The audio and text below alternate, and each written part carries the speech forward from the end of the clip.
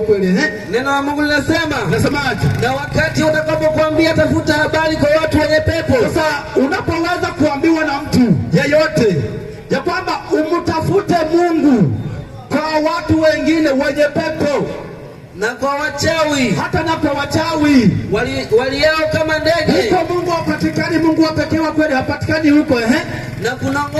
Na kunong'ona. Je, hayopasi watu kutafuta habari kwa Mungu wao? Bwana Yesu asifiwe. Komea hapo.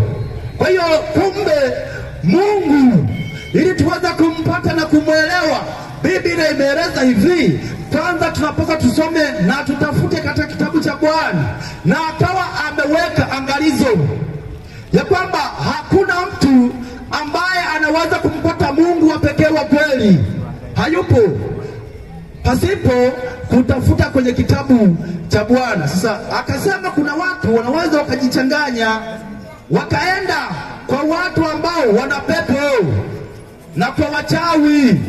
Kuna watu wanafanya vitu vya namna hiyo. Hiyo sio kweli, lakini akatoa maelekezo ya kwamba tunapaswa kwenda kwa Mungu wetu. Bwana Yesu asifiwe. Amina. Sasa huyo Mungu wetu ni yupi sasa? Ni yupi? Ni yupi? Maana somo linasema ya kwamba Mungu wa pekee wa kweli kwa mujibu wa maandiko matakatifu ni yupi? Hebu nisaidie kitabu cha Yohana. Kitabu cha Yohana ni sura ya 6 anza 26 na 27. Yohana 6:26 na 27. Neno la Mungu linasemaje? Neno la Mungu linasema, Yesu akawajibu. Akasemaje? Amini amini nawaambieni. Amini nawaambieni. Ninyi mnanitafuta. Si kwa sababu mliona ishara. Sio kwa sababu mliona ishara, bali kwa sababu mlikula ile mikate. Kwa sababu mlikula mikate mkashiba. Mkawa mmeshiba. Msikitendee kazi chakula chenye kuharibika. Sasa msikitendee kazi chakula chenye kuharibika, bali chakula kidumucho hata uzima wa milele ambacho Bwana wa Adamu atawapa. Twende. Kwa sababu huyo ndiye aliyetiwa muhuri na Baba, yaani Mungu. Kwa hiyo Yesu anatoa maelekezo kwa watu, kwa wanadamu wote ambao wanaweza wakasikia ya kwamba katika ulimwengu huu huruhusiwi ama hutakiwi kuhangaika na mambo yanayopita. Leo kuna watu wanasumbuka, wanahangaika kwa kutafuta vile vinavyoweza kuharibika, lakini anatoa ushauri Yesu Kristo ya kwamba tunapaswa kukitendea kazi chakula ambacho mwana wa Adamu atatupatia. Na akasema huyu mwana wa Adamu ndiye aliyetiwa muhuri na Mungu. Yani nani? Yani Baba. Bwana Yesu asifiwe. Amina. Kumbe Mungu wa Biblia, wale waliokuwa na juu ya kwamba ndiye Yesu mwenyewe, hapana. Hata Yesu huyu Mungu wa Biblia ambaye tumemsoma hapo ni baba yake. Nisaidie kitabu hicho cha Yohana 20:17.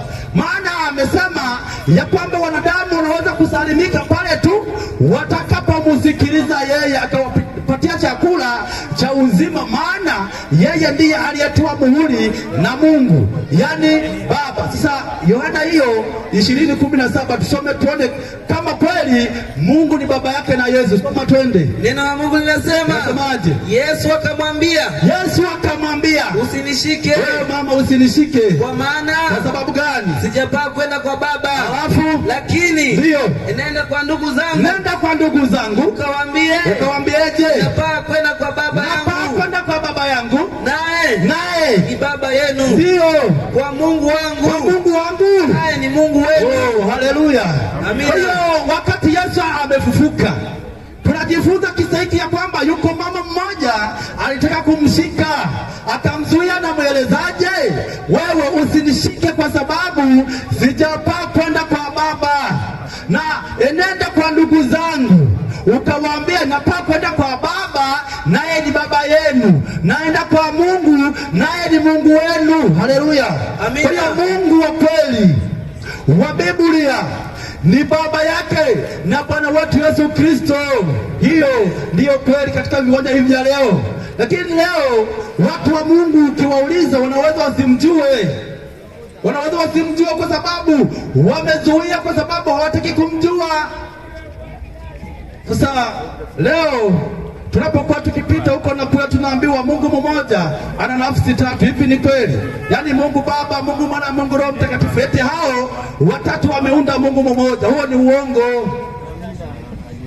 huo ni uongo. Sasa inakuwaje Mungu ili akamilike kuwa Mungu awe na nafsi tatu? Yaani mimi hapa na rafiki yangu, mwalimu wangu na mwingine pale, ndio tuunde Mungu mmoja? Sio kweli.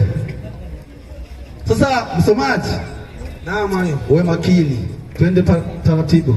Watu wa Mungu naona wana kiu ya kusikia. Kabla sijaendelea, labda kuna ambaye anaweza kuwa na swali. Nisitiririke sana, sihubiri, lakini naelekeza. Bwana Yesu asifiwe. Amina. Labda kama unaandaa